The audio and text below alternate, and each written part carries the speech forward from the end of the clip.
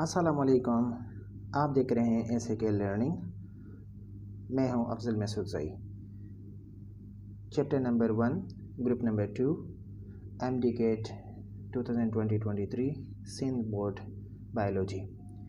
इससे पहले हमने chapter number 1 group number 1 discuss किया था और हमने बताया था कि हमने इस चैप्टर को 4 ब्रॉड क्लासेस में डिवाइड किया है। आज की इस वीडियो में हम कवर करेंगे ग्रुप नंबर 2।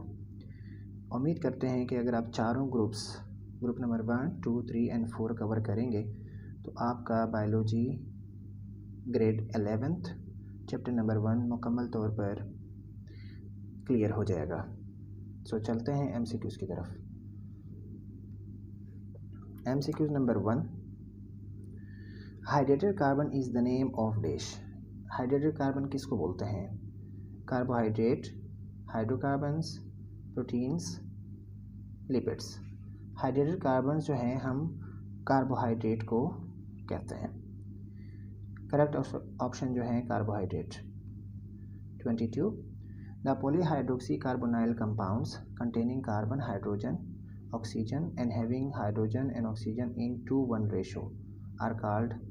एक ऐसा कंपाउंड है जिसमें पॉलीहाइड्रोक्सी कार्बोनाइल कंपाउंड मौजूद हैं, उसमें कार्बन, हाइड्रोजन और ऑक्सीजन भी मौजूद होता है एज एलिमेंट के तौर पर, और हाइड्रोजन और ऑक्सीजन की जो रेशो है वो 2:1 है। वो कंपाउंड्स कौन से हैं? Carbohydrates, hydrocarbons, proteins, lipids. Correct option जो है वो carbohydrates. MCQ number 23, these are called saccharum or saccharide because they are. इनको सेकेरम भी बोलते हैं या सेक्राइड भी बोलते हैं। क्यों बोलते हैं? इनके जो टेस्ट है सोवर है, सॉल्टी है, नन ऑफ दिस है, स्वीट है। स्वीट टेस्ट होता है इसलिए इनको हम सेक्राइड भी बोलते हैं। MCQs number 24, monosaccharide contains dash units of sugar. Monosaccharides जो हैं उसमें कितने यूनिट्स होते हैं शुगर के? Number 1, 2, 4, 1 and 3। कितने यूनिट्स होंगे इसमें? करेक्ट ऑप्शन 1 है, यानी मोनोसेक्राइड उसमें 1 यूनिट है। बेसिकली ग्लूकोज होते हैं इनके जो चेन होती है उनमें ग्लूकोज मौजूद होते हैं, तो ग्लूकोज की लंबी चेन बनती है, तो अगर एक ग्लूकोज की यूनिट है तो मोनोसेक्राइड कहलाता है। MCQ number 25, disaccharide contains dash units of sugar. Disaccharides में कितने यूनिट्स होंगे शुगर के? 1, 4, 2 एंड 3। तो 2 इज़ करेक्ट ऑप्शन। 2 यूनिट्स होंगे डाइसेक्राइड में, ठीक है, यानी 2 शुगर अगर मिलेंगे, 2 ग्लूकोज अगर मिलेंगे तो डाइसेक्राइड बनेगा।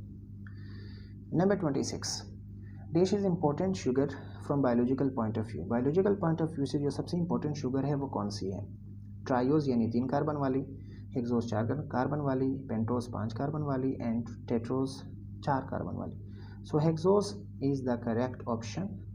वो सबसे important biological point of view से है sugar. 27, dash is also called fruit sugar. Dash को हम फ्रूट शुगर भी कहते हैं। फ्रुक्टोज ऑप्शन है, ग्लूकोज है, राइबोज है एंड गैलेक्टोज है। तो फ्रुक्टोज इज करेक्ट ऑप्शन है इस एमसीक्यूज का। The ring shaped molecule that attach eight carbon number 1 of one sugar molecule and carbon number 4 of other sugar molecule and form a linkage is called dash। कहने के एक ring structure है जो कि एक शुगर के carbon number 1 से attach होगा और दूसरी शुगर के कार्बन नंबर 4 से अटैच होगा और एक लिंकेज बनाएगा। उस लिंकेज को हम क्या नाम देते हैं? एक बॉन्ड बनाएगा। Peptide, glycosidic linkage, CC linkage, none linkage. हमने ग्रुप नंबर 1 में पढ़ा था कि ग्लाइकोसाइडिक लिंकेज होती है कार्बोहाइड्रेट की जो चेन है उसमें ग्लाइकोसाइडिक लिंकेज मौजूद होती है। याद रखिए कार्बन नंबर 1 और कार्बन नंबर 4 के साथ अटैच होता है। 29, carbohydrate which is oxidized and reduced other substances without hydrolysis due to the presence of free aldehyde in ketone group. अच्छा, कुछ कार्बोहाइड्रेट में फ्री एल्डिहाइड और कीटोन ग्रुप्स होते हैं जो कि क्या हो जाते हैं? ऑक्सीडाइज हो जाते हैं खुद और दूसरे सब्सटेंस को रिड्यूस करते हैं। वो कौन से ग्रुप्स हैं? वो कौन से शुगर्स हैं? Glucose, fructose, maltose and lactose, sucrose and raffinose. ये जो करेक्ट ऑप्शन है ये maltose and lactose correct option है क्योंकि इनमें एल्डिहाइड और कीटोन ग्रुप्स मौजूद होते हैं। Free aldehyde and ketone groups मौजूद होते हैं।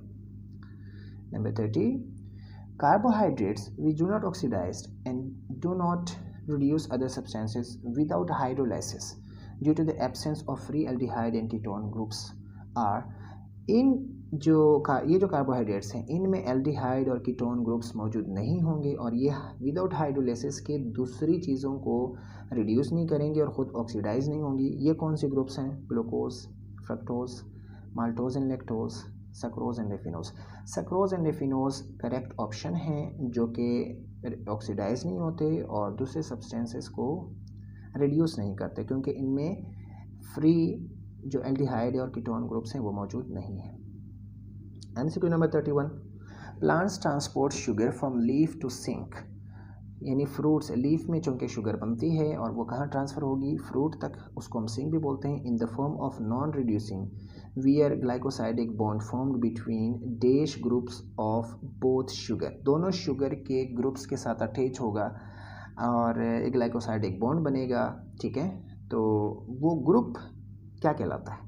Carbonyl, hexyl, aldehyde and amide. Carbonyl group जो है मौजूद होता है, ठीक है, ग्लाइकोसाइड एक बॉन्ड बनता है इनके दरमियान। ठीक है। 32, high molecular wait carbohydrate, CHO carbohydrate consisting of many monosaccharides, ऐसे हाई मॉलिक्यूलर वेट है, बहुत सारे मोनोसेक्राइड्स हैं उसमें, कंडेंसेशन की मदद से बनते हैं, 100 और 1000 मोनोसेक्राइड्स हैं उनके दरमियान। एग्जाम्पल्स हैं starch, glycogen, cellulose and chitin are called as dash.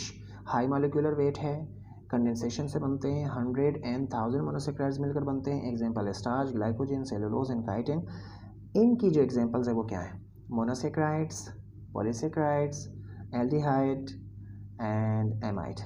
नाम से जाहिर है पॉलीसेक्राइड्स क्योंकि इसमें बहुत सारे सेक्राइड्स मिलकर क्या बनते हैं? एक बहुत लंबी चेन बनाते हैं। So polysaccharide is correct option. 33, most important and most abundant, सबसे अहम और सबसे ज़्यादा जो रिजर्व प्लांट्स फूड है मटेरियल है, यानी प्लांट्स अपनी फूड को स्टोर करता है इस फॉर्म में। हैविंग स्ट्रेट चेन अमाइलोज, एक चेन स्ट्रेट होती है जिसका अमाइलोज नाम है और एक ब्रांचेड चेन होती है जिसका नाम है एमाइलोपेक्टिन, यानी दो चेन उसमें मौजूद हैं, amylose and amylopectin. Amylose straight है और एमाइलोपेक्टिन जो है वो ब्रांचेड चेन है। Giving blue colour to iodine, और अगर आयोडीन के साथ मिले तो ब्लू कलर देता है, तो वो कौन सा मतलब कार्बोहाइड्रेट है? अबंडेंट है, मोस्ट इम्पॉर्टेंट है, प्लांट रिजर्व फूड मटेरियल है, स्ट्रेट चेन अमाइलोज है और ब्रांचेड चेन एमाइलोपेक्टिन मौजूद हैं, ब्लू कलर देता है। कौन सी चीज़ है? Glycogen, cellulose, starch and chitin. ये स्टार्च जो है करेक्ट ऑप्शन है। 34, पॉलीमर ऑफ ग्लूकोज, यानी बहुत सारे ग्लूकोज मिलेंगे और पॉलीमर एक लंबी चेन बनाएगा। ठीक है। सिमिलर इन स्ट्रक्चर, स्टार्च के स्ट्रक्चर के सिमिलर है, फाउंड इन एनिमल्स, लेकिन वहाँ प्लांट्स में मौजूद था, ये एनिमल्स में मौजूद होंगे। Abundant in liver and muscle, और कहाँ पर मौजूद होंगे? एनिमल्स में, लीवर और मसल्स में मौजूद होंगे। कॉल्ड एज एनिमल स्टार्च, इनको हम एनिमल स्टार्च बोलेंगे। Giving red colour to iodine, red colour देंगे आयोडीन को और उनका क्या नाम है?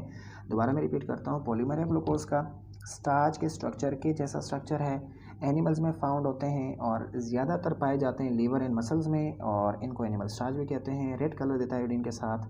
ग्लाइकोजेन है, सेलुलोज है, स्टार्च है और काइटिन है। ये ग्लाइकोजेन जो है सही ऑप्शन है। 35, most abundant carbohydrate found in nature, nature में सबसे ज़्यादा जो अबंडेंट कार्बोहाइड्रेट है वो क्या है? इंसोल्यूबल इन वाटर है, पानी में इंसोल्यूबल है। Not digestive by humans, human digest नहीं कर सकता, यानी अगर इंसान खाते हैं तो वो डाइजेस्ट नहीं होता, वेस्ट मटेरियल के तौर पर बाहर निकलता है। हैविंग स्ट्रेट चेन, चेन जो है वो स्ट्रेट होती हैं, ब्रांचेड नहीं होती, बट स्पायरली क्वाइल्ड, लेकिन वो स्पायरली क्वाइल्ड होती हैं, एक दूसरे के साथ क्वाइल्ड होती हैं वो, टू फॉर्म ट्यूब्स, ट्यूब्स बनाते हैं। Making cell wall of plants, अच्छा ये कहाँ मौजूद होते हैं? ज़्यादातर सेल वॉल के, प्लांट्स के सेल वॉल में मौजूद होते हैं। Giving no colour to iodine, और आयोडीन को कोई कलर नहीं देता। दोबारा मैं रिपीट कर रहा हूँ, मोस्ट अबंडेंट है और इनसोल्यूबल इन वाटर है, ह्यूमन डाइजेस्ट नहीं कर सकते, स्ट्रेट चेन मौजूद होते हैं, स्पायरली क्वाइल्ड होते हैं ये चेन्स और ये प्लांट के सेल वॉल में मौजूद होते हैं, आयोडीन के साथ कोई कलर नहीं देते। ग्लाइकोजेन, सेलुलोज ऑप्शन है, स्टार्च है एंड फाइनली काइटिन है। ये जो ओके ऑप्शन है वो सेलुलोज है। 36, polymer of N acetyl glucosamine, ये एन एसिटाइल ग्लूकोसामाइन इसकी यूनिट्स होती हैं, ये जब मिलेंगी लंबी चेन बनाएंगी तो पॉलीमर बन जाएंगी। N amide derivative of glucose, glucose की एक अमाइड डेरिवेटिव्स हैं, बॉडी टेल में हम नहीं जाएंगे इसमें। सिमिलर टू सेलुलोज, सेलुलोज की जैसे हैं, फॉर्मिंग क्रिस्टलाइन नैनोफिब्रिल्स, छोटी छोटी क्रिस्टलाइन नैनोफिब्रिल्स बनाती हैं। ट्रांसलूसेंट यानी इसमें से लाइट पास हो सकती है, आधी लाइट पास हो सकती है, आधी नहीं हो सकती। प्लेएबल का मतलब होता है लचकदार, रिजिलियंट का मतलब भी लचकदार, एंड क्वाइट टफ और बहुत टफ होती हैं।